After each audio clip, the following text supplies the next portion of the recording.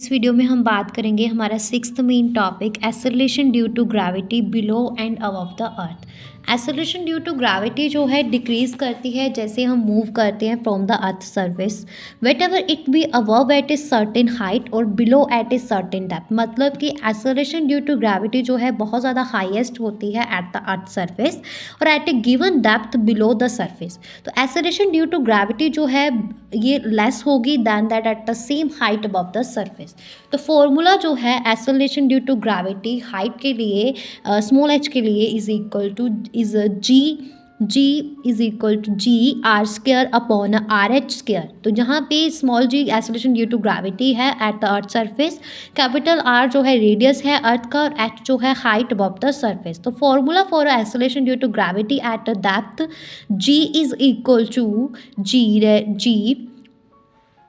जी into R minus d upon R. तो R distance है, sorry R जो है क्या है हमारा डिस्टेंस है, रेडियस है अर्थ का, और डी जो है डेप्थ बिलो द सरफेस है। तो ग्रेविटेशनल फोर्स और डिस्टेंस जो है, ग्रेविटेशनल फोर्स जो है दो ऑब्जेक्ट्स के बीच में ये इन्वर्सली प्रोपोर्शनल होती है to the square of the distance between them. इसका मतलब ये है कि जैसे हम अर्थ के सेंटर से दूर जाते हैं तो ग्रेविटेशनल फोर्स जो एक्सपीरियंस की जाती है ऑब्जेक्ट के द्वारा वो डिक्रीज हो जाती है resulting in a lower acceleration due to gravity. और जब हम कंसीडरिंग करते हैं gravitational pull below the earth surface तो सिर्फ जो है मास जो है स्फेयर का with the radius equal to the depth below the surface contributes the gravitational force effectively reducing the gravitational pull।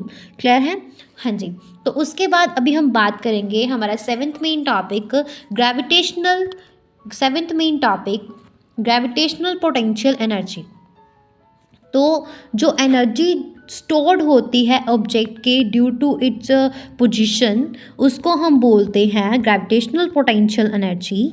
तो इसमें इसके बारे में मेनली ये बताया गया है। इससे पहले ग्रेविटेशनल पोटेंशियल एनर्जी से पहले हम थोड़ी सी बात कर लेते हैं ग्रेविटेशनल फील्ड की।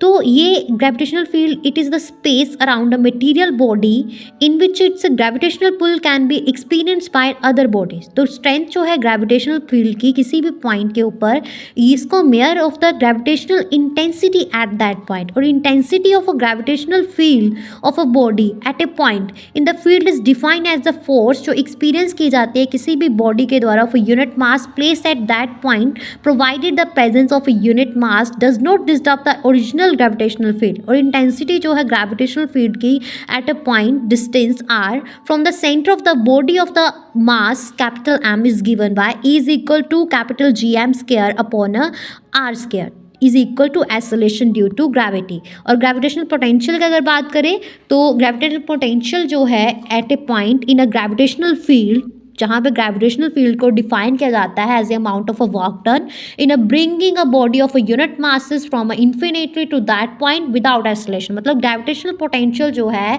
किसी भी पॉइंट पे at a point v is equal to work done upon a test mass m naught. तो mine is equal to minus G M upon R. तो v is equal to W upon M naught and is equal to minus G M upon R. तो gravitational intensity जो है वो relate करती है gravitational potential v के साथ at a point by the relation E is equal to minus d V upon d r. तो gravitational potential energy जो है बॉडी की किसी भी पॉइंट के ऊपर at a point in a gravitational field of another body is defined as कि कितना अमाउंट ऑफ वर्क डन जो है ब्रिंगिंग किया जाता है गिवन बॉडी के द्वारा from infinity to that point without acceleration. तो ग्रेविटेशनल पोटेंशियल एनर्जी U जो है is equal to gravitational constant into a mass of the body, मतलब कि minus G M upon r into m. Clear है? हाँ जी। तो ये सारा बताया गया है और इसके बाद इसमें एक inertial mass of a body भी बताया गया कि कितनी फोर्स चाहिए होती है unit acceleration in the body को प्रोड्यूस करने के लिए। तो gravitational mass of a body को हम डिफाइन कर सकते हैं एज द ग्रेविटेशनल पुल जो एक्सपीरियंस किया जाता है किसी भी बॉडी के द्वारा in a gravitational field of a unit intensity. तो इनर्शियल मास जो है बॉडी का वो इडेंटिकल है gravitational mass of the body के। तो मेन डिफरेंस ये है कि ग्रेविटेशनल मास ऑफ बॉडी जो है अफेक्टेड होती है by the presence of other bodies near, जबकि inertial mass of body remains unaffected by the presence of other bodies. तो क्लियर हुआ यहाँ तक? आई थिंक क्लियर हो गया होगा आपको। तो ये सारा बताया गया, ये मेन डिफरेंस है। ओके। तो उसके बाद अगर मैं मतलब ऐसे सिंपली बात करूँ तो gravitational potential energy stored energy है ऑब्जेक्ट की due to its position in a gravitational field. तो P is equal to M G H, M small M है, सभी जो एम जी एच सभी स्मॉल लेटर है, एम ऑब्जेक्ट का मास है, G acceleration due to gravity, H height है object की ऑफ अवर रेफरेंस पॉइंट। तो मतलब कि ये बताया गया है मेनली यहाँ पे कि एनर्जी जो है ऑब्जेक्ट की ये because of its height above the earth surface and release when the object falls down. तो पोटेंशियल एनर्जी जो है ऑब्जेक्ट की possess due to its position in a gravitational field, P is equal to M G h, joule में joules इसकी units हैं। Factors जो effect करते हैं मास जो ऑब्जेक्ट का एक्सेलरेशन ड्यू टू ग्रेविटी है, height of the reference point, ये सब इसको इफेक्ट करेंगे। क्लियर हुआ? अभी ये था हमारा 7th मेन टॉपिक है ना, 7th मेन टॉपिक। अभी हम बात करेंगे ओके इसमें इस वीडियो में हम इतनी बात करते हैं 7th मेन टॉपिक की ही, नेक्स्ट वीडियो में हम 8th मेन टॉपिक की बात करते हैं।